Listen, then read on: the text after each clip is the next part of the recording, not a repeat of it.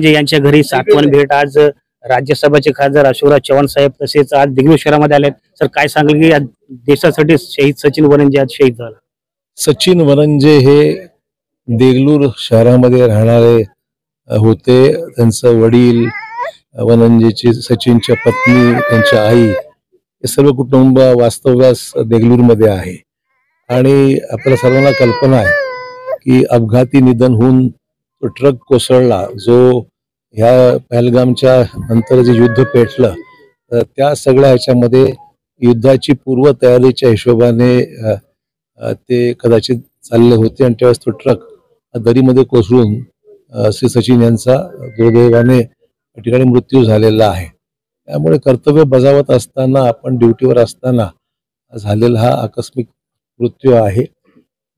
एक शहीद जवान देशाला अर्पित झालेला आहे. त्यामुळे आम्हा सर्वांना दुःख आहेच, त्यांच्या कुटुंबियांना निश्चितच मोठं दुःख आहे आणि त्यांच्या दुःखाचा भार हा कमी व्हावा या अनुषंगाने मी त्यांना आज मुद्दाम भेट देण्याकरता आलेलो आहे. आम्ही सर्वजण अतिशय शोकाकुल आहोत.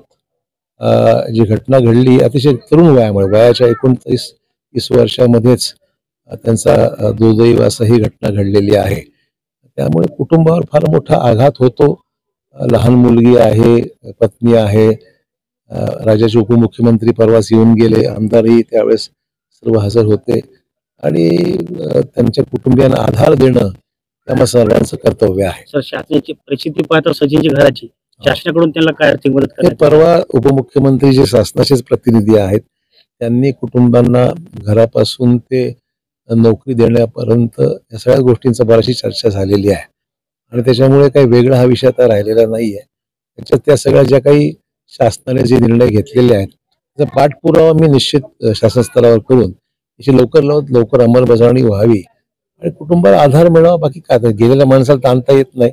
आहे त्या परिस्थितीमध्ये कुटुंबाचा जो उदरनिर्वाह आहे किंवा आगामी काळात पुढची वाटचाल आयुष्याची ती कशा पद्धतीने अधिक सुकर करता येईल हाच प्रयत्न सर्वांचा राहणार. सर नांदेड़ जिले में सचिन आज शहीद हो गया, पूरा महाराष्ट्र में आज उनका नाम होगा, क्या लगता है?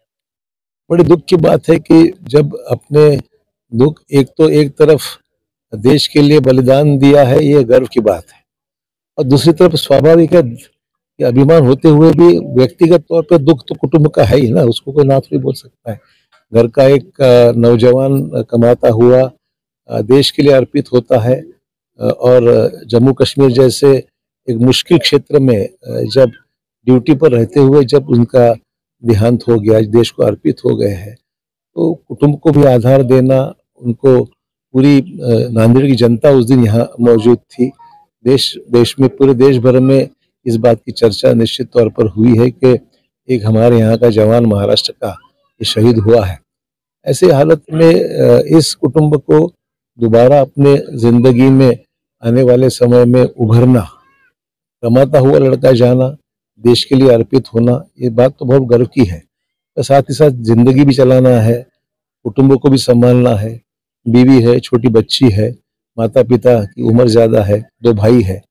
ये परिवार का उदर निर्वाह, परिवार का आने वाले फ्यूचर में भी उनका जो उदर निर्वाह है उसको हम कैसे मदद कर सकते हैं, ये हमारा प्रयास है. शासन की ओर से उप मुख्यमंत्री आकर गए, मुख्यमंत्री जी की भी यहाँ पर बात हुई है, आमदार है, हम यहाँ पर है. जो भी फैसला उस स्तर पर हुआ है उसका हम फॉलोअप करेंगे और इस कुटुंब को जितनी जल्दी से जल्दी राहत दे सकते हैं वो कोशिश हमारी रहेगी.